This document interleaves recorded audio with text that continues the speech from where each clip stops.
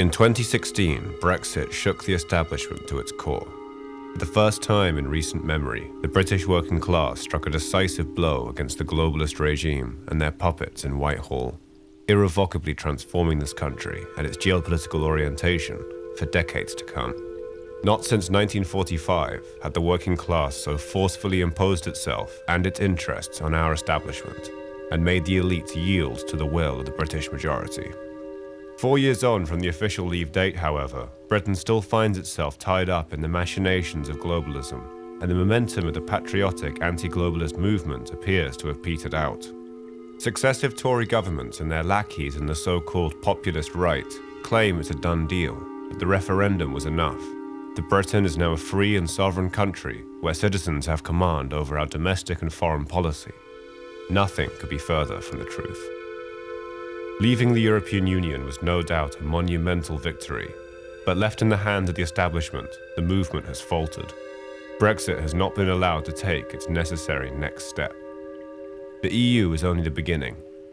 Sinister forces from abroad, those which our elite call our allies, our partners, still maintain a stranglehold on British institutions, direct our domestic and foreign policy, threaten to send young British men and women to die in faraway countries for interests utterly imperceptible and disconnected from our own. The European Union makes up but one head in the hydra of globalism. If Brexit is to mean anything at all, it is necessary to take up the fight again and cut off another of the beast's many heads: NATO.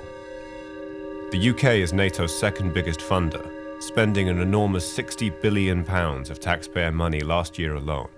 And if the present escalation in American military aggression goes unchecked, Britain's elite will increase their reckless spending, funding disastrous and bloody wars, all at the expense of our own self-defense, at the expense of necessary services like healthcare, transportation, infrastructure, and energy. Everyone in Britain sees and feels the rapid decline of our country. Our essential services remain woefully inefficient, barely fit for purpose, and yet our elites continue to waste taxpayer money for the sake of foreign powers like Israel and the United States. The so-called populist right would have you believe that our national interests always align with that of Israel and the US. But when 3 British citizens are brutally murdered by the Israeli military, our government hesitates, slapping the wrist of the Israeli regime only after immense pressure from the public.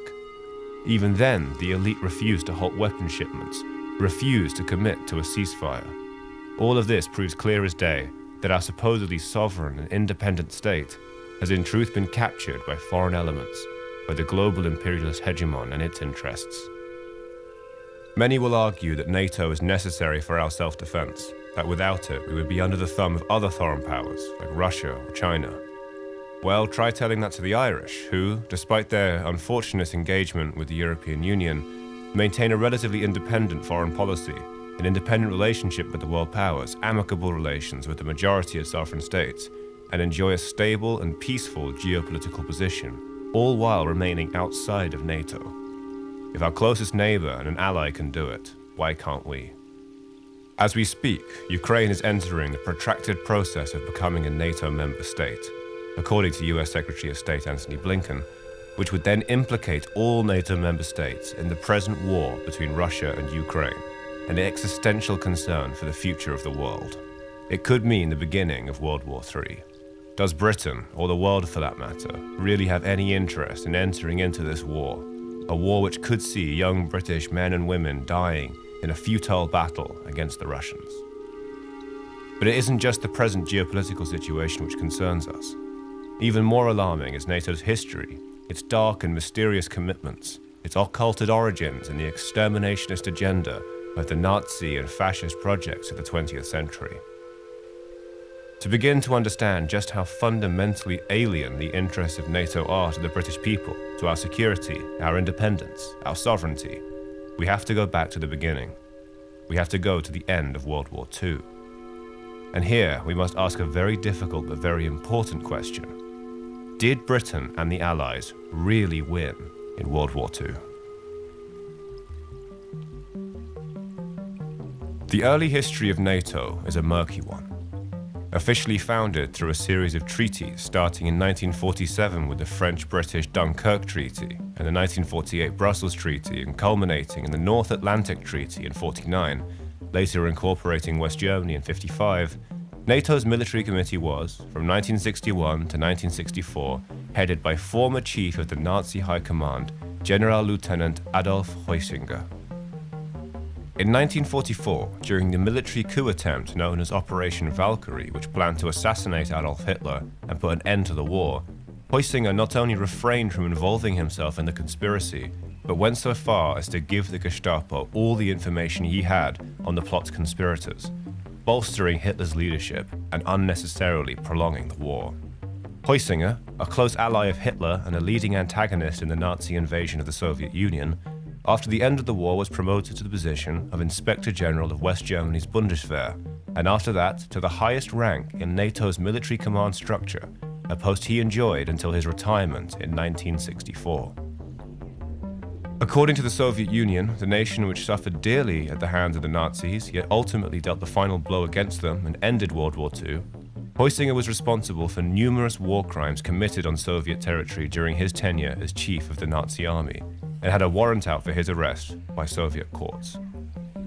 But Heusinger wasn't the only Nazi in NATO's command structure, nor was he the only Hitlerite in a leading position in the post-war Euro-Atlanticist camp. There's a veritable laundry list of Nazi Party members and Nazi soldiers who would go on to serve prominent roles in NATO and the European Union.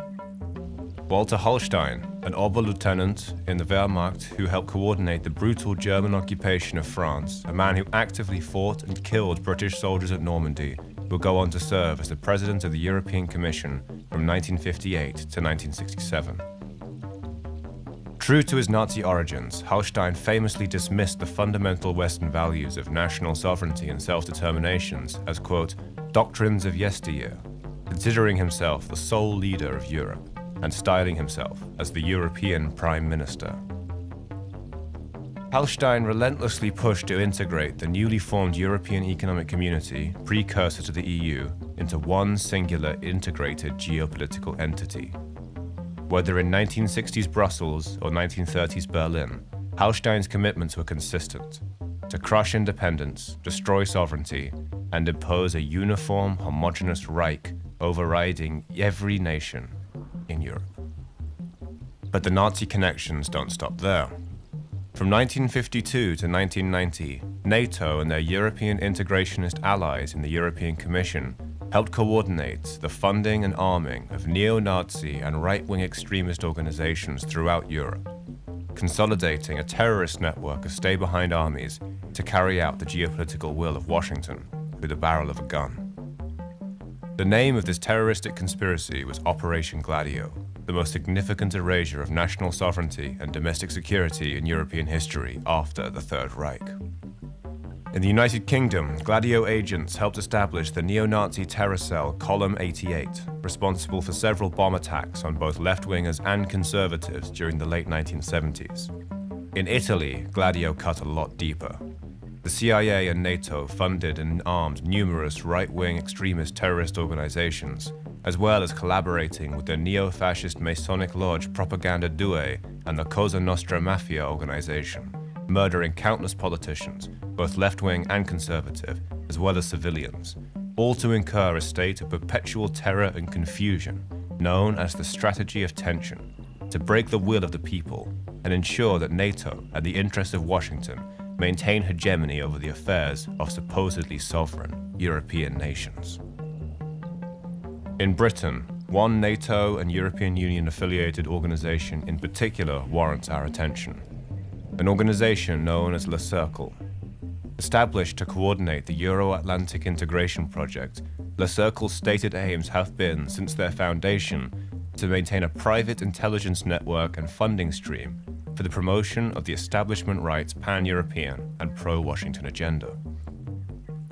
This organization conspired with neo-Nazi terrorists, intelligence operatives, and private armies owned and operated by shadowy millionaires to bring down the democratically elected left-wing government of Harold Wilson. In his book Rogue Agents, researcher David Teacher quotes Colin Wallace, a former PSYOPs officer in Northern Ireland and a key witness to MI5 intervention in British domestic politics in the 1970s, who stated that, quote, various key members of the intelligence community, both past and present, assisted by influential figures in the public service, politics, and commerce, produced a series of political and psychological warfare projects which were designed to A. Prevent the election and re-election of a Labour government. B. Prevent any coalition between the Labour and Liberal parties. C. Discredit key figures in both parties. D. Collate and disseminate black information which could be used to discredit or control various politicians who were deemed to hold power behind the scenes in all three major parties. And E. Have Mr. Edward Heath removed as leader of the Conservative Party and replaced by someone of a more resolute approach to the political and industrial unrest. Despite simply the coordination of smear campaigns, there was also a very real coup d'etat planned and organized by the same elements in 1974 to bring down the Wilson government. Properly contextualized, the smearing of Harold Wilson was only one aspect of a larger plot, which, recognizing their pattern of behavior and similar events occurring in Italy and across Europe at that time, was highly likely NATO organized, and part of the wider GLADIO initiative to maintain Washington's control of European geopolitics. The campaigning for the February 1974 election was held with the backdrop of widespread MI5 smear campaigns about a communist cell in the Labour Party. Wilson himself was placed under blanket surveillance by MI5 during the election campaign. For the first time, troops and tanks were deployed at Heathrow Airport, and joint army-police patrols began. On the 18th of January, The Times reported that the CIA and NSA were also stepping up counter-subversion operations in Britain. In the article, former senior CIA officer Miles Copeland declared that MI5 had their hands tied and were too timid to expose subversion. The following week, on the 25th, The Times published largely unfounded allegations by Joseph Frolick, a Czech intelligence defector to the CIA, who claimed that several Labour Party MPs were spying for the USSR. Frolick was a key witness for the counter-subversion lobby and the ultras within MI5, quote-unquote confirming their fears that the Labour Party was indeed a nest of Soviets. It is perhaps not coincidental that the MI5 officers in contact with Frolick were Peter Wright, leader of the Ultra faction, and Charles Elwell, head of F1 counter-subversion from 1974 to 1979, before working closely with Le Cercle leader Brian Crozier on anti-Labour smear operations throughout the 1980s. On the 28th of January, the Daily Telegraph carried a full-page article entitled "Communists Aim to Dictate Labour Policy," which described, quote, the grip of communist trade unionists on the Labour government. The contribution of the anti-union outfits to cranking up the tension was considerable. Aims of Industry, run by SIF's Michael Evans, launched an appeal for £500,000 to prevent the election of a Labour government. The considerable sums raised from AIM's 4,000 member companies paid for a massive media scare campaign which ran newspaper adverts depicting Stalin hiding behind a grinning mask. Another important contributor to the media barrage was veteran MI6 coup master G.K. Young. Young set up the Unison Committee for Action, a citizens' militia to keep essential services running, perhaps the most significant of the three private armies formed in the mid-1970s. On the 3rd of February 1974, over a page of The Observer was given over to a summary of the ISC's special report, Sources of Conflict in British Industry, under the banner headline, The Communist Connection. The ISC report claimed that trade unions were rampant with, quote, red wreckers, plotting to bring British industry to its knees. On the 20th of February, 8 days before the election, the London Evening News carried a claim by G.K. Young that there were, quote, 40 or 50 Labour MPs for whom the Labour ticket is a cover for more sinister activities. Another element in the anti-union campaign was death threats against union leaders. The police took the threats very seriously and arranged police protection for several TUC officials. Every single claim of Soviet communist infiltration of the UK Labour Party was utterly false, and constitutes one of the most egregious cases of psychological warfare in British political history, orchestrated, allegedly, by the NATO-backed Le Cercle group. But despite this barrage of propaganda, the election on the 28th of February 1974 did not give any party a clear majority.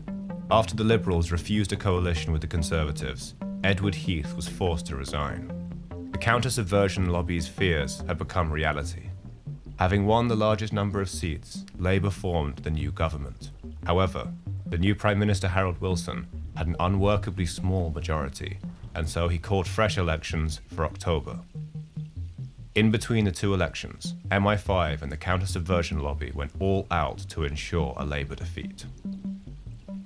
In June, July and September, troops and tanks again made their appearance at Heathrow Airport, whilst the army continued joint patrols with the police. In August, Geoffrey Stuart Smith joined in the anti-left campaign by publishing a brochure called The Hidden Face of the Labour Party, which claimed that, quote, over 10% of all trade union officials in the major industrial unions are communists or far left-wing revolutionary Marxists. However, again, the smear campaigns and reds under the bed tactics were not quite enough to secure a Conservative victory. In the October election, Labour scraped through with a majority of 3 seats. Despite Labour's election victory, the propaganda barrage went on. The 11th of February 1975 brought the high point of a long campaign when Edward Heath was finally deposed as leader of the Tory party and replaced by a relatively unknown outsider, his former Education Secretary, Margaret Thatcher. Thatcher's leadership campaign had long been run by Tory MP and former MI6 officer Airey Neave, who played a central role in the conspiracy, together with Peter Wright and the MI5 Ultras, G.K. Young and the Crozier Complex. After years of psychological warfare, threats from private armies, and coordination between the CIA and the British intelligence community, Harold Wilson resigned. As Teacher demonstrates, even Thatcher's rise to power had been carefully coordinated by this network, headed by Le Cercle power brokers like Brian Crozier and MI6 agents like Airey Neave. Thatcher, the Prime Minister who brought us into the European Union, who de facto handed control of British defence policy directly over to NATO, as per her 1981 Defence White Paper. Thatcher, the Prime Minister who annihilated Britain's domestic, industrial and energy base, giving away not only our sovereignty on paper, but even the material premises of sovereignty by closing mines and factories. Margaret Thatcher sold this country wholesale to NATO and the United States.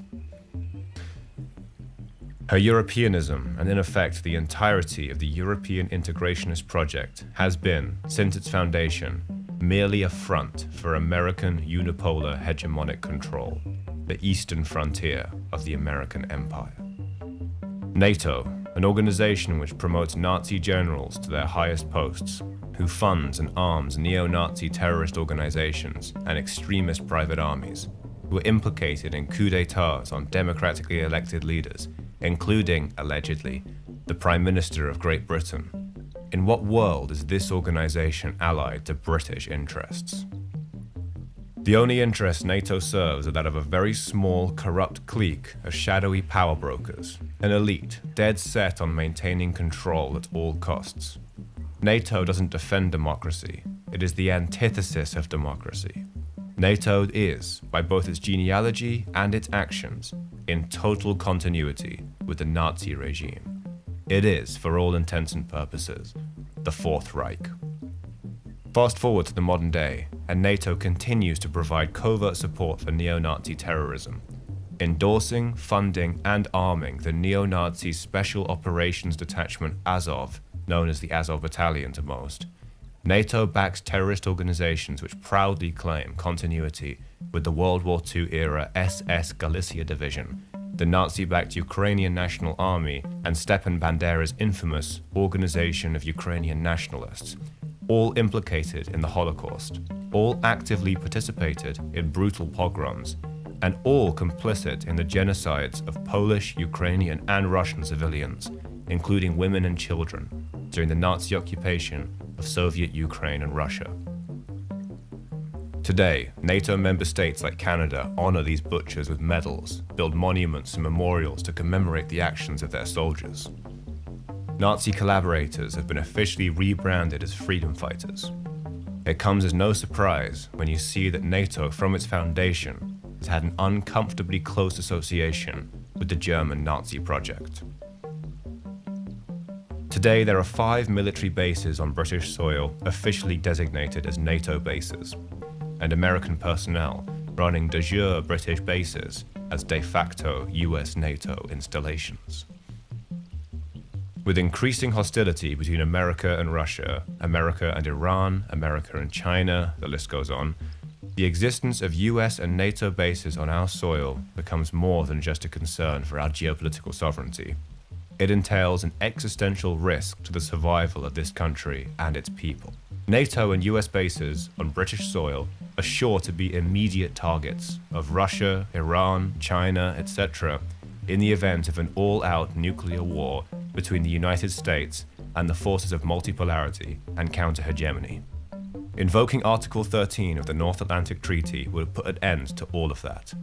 It would necessitate the evacuation, decommissioning, and requisitioning of NATO bases and NATO personnel, the clearing of foreign agents, and the conversion of these bases into sovereign British military installations.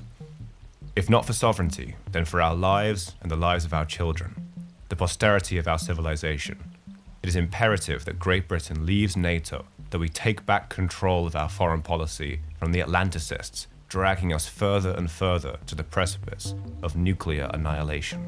And outside the US-EU pro-NATO bloc, we do better as well economically.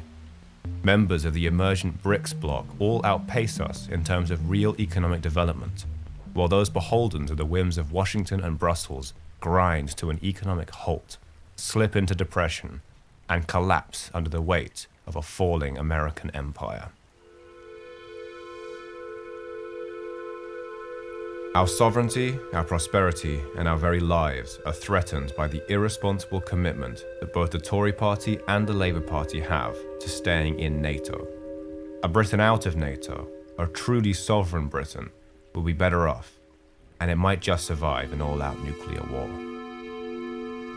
Groups like Le Circle, the Tory party's elite Monday Club, or the fake populist in Reform and the NatCon movement, who preach sovereignty and independence while wholeheartedly supporting NATO, and who receive money from the Zionist lobby. All those who work to maintain the Atlanticist control of domestic and foreign policy in Britain have made us think that one single referendum to leave the EU has really given Britain back its sovereignty. In reality, the EU is no more than a little sister to NATO, sometimes bickering with her older brother, but ultimately they have the same family interests at heart. And as long as the so-called populist right, the pro-Zionist, pro-CIA usurpers of the Brexit movement, persist in supporting NATO, they are tacitly supporting an occupying force which puts British lives at risk and imposes a definite limit on British sovereignty. And any limit to sovereignty means there's no sovereignty at all. To really take back control, the British people need to fight for another referendum and put it to the people. Should the UK government invoke Article 13 of the North Atlantic Treaty and finally reclaim our freedom? Or shall we continue to cower ever more under the iron fist of Washington? Brexit isn't over yet. In truth, it's hardly even begun.